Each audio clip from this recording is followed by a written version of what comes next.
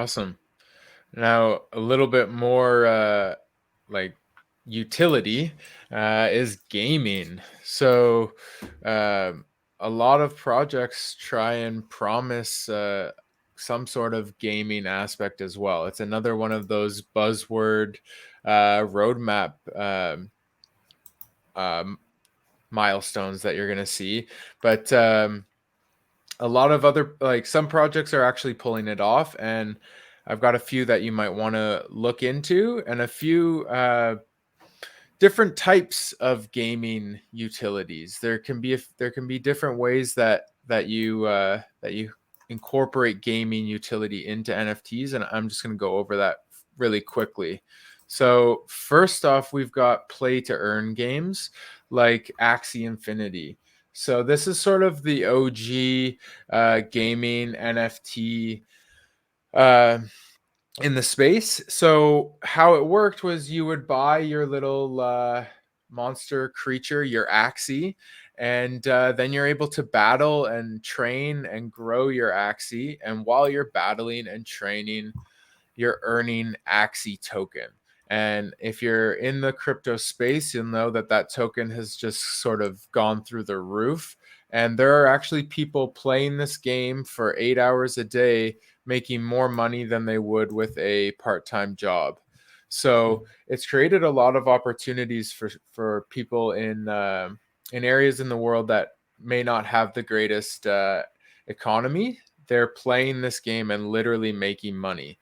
So it's a little bit, this one's actually pay to earn because you do have to invest in your Axie to start playing. So your Axie is actually an NFT, and you can hold on to it, you can sell it, and you're also earning other in-game NFTs that you can trade and sell. So the Axies currently are fairly expensive, so the barrier to entry right now is kind of difficult. But one project you could take a look at is Gods Unchained. So this is run on the Immutable X blockchain, and it's very similar in the fact that when you play, you're rewarded with their Gods token, and but it's a different game style. This is a card game. I have a little video here of how it's played, a turn-based card game similar to like Magic the Gathering. But when you play, you're actually earning God's token. That God's token can be used within their ecosystem to buy more packs or buy more characters, which in turn are NFTs themselves. And you can sell and trade those NFTs, making more money. Or you can swap your God's token for ETH or whatever it is you want. So this one is actually, I believe, free to play, or if not free, it's very cheap to get started. Something you should probably take a look at if you're into gaming and into crypto. But yeah, everything that's done here is NFTs. So that's your play to earn style. And then you've got sort of a passive income style NFT, gaming NFT. And a great example of that is Wolf Game. Wolf Game, you don't really do anything, but the collecting of the NFTs and the holding of your NFTs has been gamified. So with Wolf Game, you can either have a wolf or a sheep NFT, and each night the wolves raid the sheep. Or sorry, the sheep produce wool, which is a token, and each night the wolves raid the sheep for the wool token and take a cut of that. So if you own a wolf, you get a certain percentage of the wool, the daily wool created.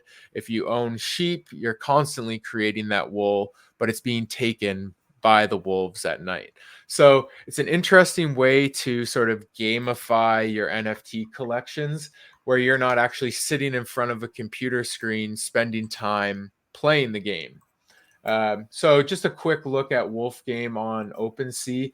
You can see their floor price is about 0.8. It was actually at one point quite a bit higher, Seems to be leveling off a little bit, but yeah, here's your sheep.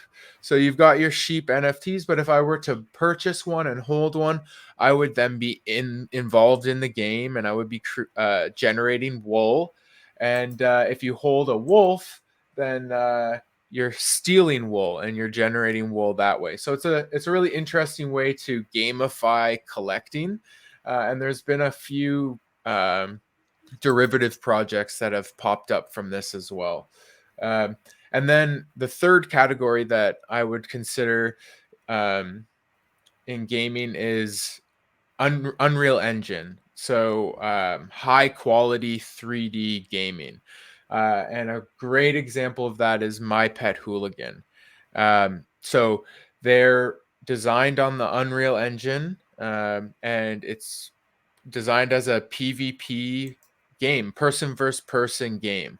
So with this style, you purchase your NFT, you purchase your hooligan, and then that's sort of your ticket into the game universe. You would play the game as your hooligan, and there's other aspects involved with that, but that's the main idea, is that owning that, here's a quick video as well of the actual game, owning that NFT allows you to play the game and just look at the quality of it. It looks like a like top-notch studio game, right there. And that's basically what's happening with these projects, is they're raising capital through their NFT sales to fund the design of um, their video game. So rather than try and go to a big name studio like EA or Ubisoft that would potentially turn them down, these guys have turned to the community and said, hey, buy our NFTs. It's going to fund the game. Can't wait to get you guys playing. Right. And then obviously you're going to earn rewards as well for being part of the community. But those are the three to kind of look at. You've got your play to earn, you've got your high quality 3D Unreal Engine gaming, and then you've got your passive income gaming where the actual collecting of your NFT has been gamified. And I'm sure there's going to be plenty more. And I'm actually going to talk about a little bit more metaverse gaming later on in the show, or metaverse land, which is similar to gaming but different, and we'll get into that. But yeah, that's gaming. That's gaming I think it's also NFTs. important to see that a lot of projects on their roadmap, yeah, we're going to develop a game, and they haven't started yet. And if they sell out, they might or might not. It's very difficult to develop a game. It costs a hang of a lot of money. And I think one of the reasons that we've seen My Pet Hooligan do so incredibly well so early on is that they really are very far in the development of the game. So when you're looking at buying into gaming NFTs, do your research properly and make sure that it's NFTs that have already started development and are actually quite far, because it could take years and years to build a proper game. I have heard recently, and it's not confirmed, but I'd like to give a little bit of alpha for people who are watching through a how-to video, a bit of alpha thrown in there. But I have heard from a few alpha sources, guys big in the game, that there are rumors that Rebel Bots has recently been talking to Ubisoft quite high up. Oh, So Rebelbots is about point 0.3. It's quite a 3-4 month old project. But yeah, Rebelbots might be worth keeping an eye on. When I finish doing our next one, which is about breeding, I'll pull it up so I can just show everyone so that they don't go on the wrong page. Again, it's not confirmed 100%, but I have heard from 3 different sources that it's almost there. So that's just a bit of free alpha in between our video. and Yeah. then the last one we're going to touch on today, um, and quite possibly the one you could maybe go the most in depth on, is Metaverse Land. I'm going to try and keep it simple, but I was actually talking about Metaverse Land with my father, and he's in his 60s, and he just really couldn't comprehend it. So I'm gonna try and keep it simple and explain it here. So just like buying an NFT, you can buy like an image, a profile picture image. You can buy a chunk of digital land, which is an NFT. So the NFT says that you own this piece of land in an already existing metaverse that's been created. And what you do with that land is up to you. So you can develop it, you can hold it and sell it eventually when somebody else wants to develop it. Um, the possibilities are really endless if you have the ability to develop this land, right? It's the metaverse, it's a video game. You could really do whatever you wanted. So some really popular metaverse land plays right now are Sandbox. You may have heard of them. The Sand token is kind of just exploding, and Sandbox Land itself has actually gone through the roof as well. So Sandbox is a metaverse game where if you own land, you can create your own space. So Snoop Dogg, I don't know, you see him here. Snoop Dogg has his own metaverse land where you can go and interact with other people in Snoop Dogg's metaverse. What else is there? There's Atari, there's Walking Dead, um, there's all kinds of big name brands that have already bought up chunks of Sandbox land and are developing it into games or some type of metaverse. So NFT collection, there's a already a NFT museum, um, all different kinds of things that you can do within Sandbox. It's in its alpha stages right now, but you could actually purchase the land on OpenSea. So right now the floor price for land is 3.5 ETH. But what you're buying is like this small little orange square, right? So these have all been bought up and have already started to develop. If we go back, so you can see. How big is that square? So this square, this one is. Uh, I don't know the exact dimensions. Let's see. I mean, could you Uh, build something on that worthwhile? I think you would probably want something a little bit bigger. I don't really know. I'm not sure. I personally, if I wanted to buy land, which I do, I would want to buy to hold and potentially flip, hold it for the long Mm. term. And when somebody like, this isn't financial advice, by the way, but when somebody like, let's see here, I don't know. Look, you've got a Bored Ape here. Somebody that owns this Bored Ape bought up all this land and owns it. So when somebody like that is like, oh, I want this chunk of land close to, I don't know, the board, like let's say this guy right here, this one. Let's say somebody wanted this chunk of land here, this Yeah. three, but these 9 squares to be close to this community, whatever it is. Then they can get all of these except this last one. I'm the last holdout. I could ask for whatever it is I want, really, right? The highest to the highest bidder. So Yeah. land is an interesting play. I think it will hold its value long term, and it's just going to continue to be more. It's really there's not a lot of it, right? Like it's an asset that's diminishing. So Sandbox is one land play. You can also look at Decentraland. That's another metaverse play that's out there, and you can purchase land and own land, as well as everything else. Everything in Sandbox, everything in Decentraland is an NFT. Your wearables, your items, those are all NFTs. But you can also own the land and develop the land. So within Decentraland, you can purchase and own your chunk of Decentraland. There's where's what it here it is on OpenSea. So again, you're buying these smaller chunks, but you've got big names buying up land in.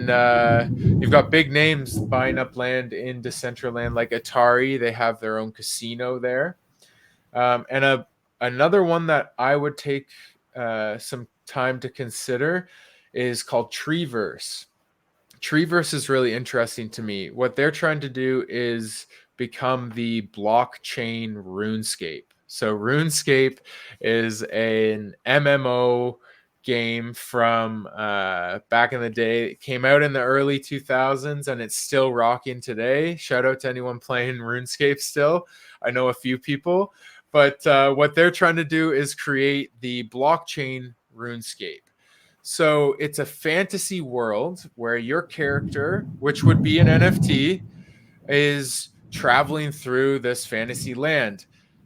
The chunks of land are actually owned by individual people, and on that land could be something that that person needs to do. Say it's a task like mining or chopping down wood or fishing or whatever it might be. That person's quest for the day, they might have to spend an hour on your land doing that activity, and you're earning as they're doing that activity on your land. They've also incorporated NF trees. So if you own a tree and plant this on your land, it's going to earn you more tokens, more income. I think it's just a really, look at the price of these trees. There's only 420 of them. The floor price is almost 13 ETH. So it's a really cool collection. Here's the creator of it, Loopify, and this is just an image of kind of what the world would look like. So it's 8-bit. It's not super high quality graphics, but it's this giant world where you would own these chunks of land, and whatever goes on in those chunks of land earns you a reward. And I think it's a really, really cool concept, and it's one that actually is a bit more affordable as well if you're looking at some land plays. But again, not financial advice. Yeah, I mean, we've seen a lot of these big land ones come out recently. NFT Worlds has absolutely skyrocketed up to 4 Ethereum. And really incredible. One NFT land, which you buy as an NFT, is as big as the whole of Sandbox. So it's a vast NFT. It's been built on the Minecraft ecosystem. They've already got a token in place, and that's why you're seeing it go parabolic. They're really quite far on, and you're seeing a lot of projects who want to get into the metaverse buying these worlds, these NFT worlds, as an easy entry and developing on them. Another one that's blown up recently is World Wide Web Lands, and one that hasn't blown up that hopefully will is Properties. But those are the 3 recent ones that we've seen.